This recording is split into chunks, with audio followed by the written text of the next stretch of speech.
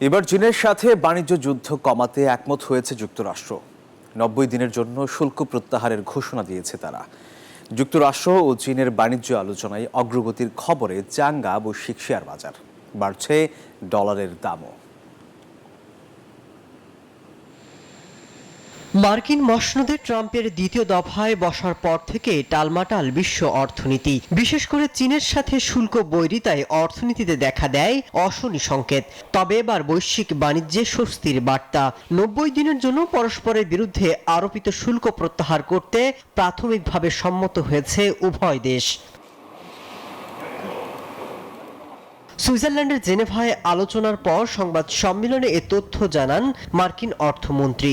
বলেন, এর আওতায় দেশ দুটি বান্ডেল থাকলে প্রতি সেনমানিতে টাকা বাঁচবে। বিকাশ সেনমানি বান্ডেল কিনে জিতুন প্রতি লেনদেনে। পারস্পরিক শুল্ক 115% কমাবে। আমরা সিদ্ধান্তে এসেছি, আমাদের অভিন্ন স্বার্থ রয়েছে। দুই পক্ষের প্রতিনিধি দলই একমত হয়েছে, কেউই সম্পর্ক ছিন্ন করতে চায় না।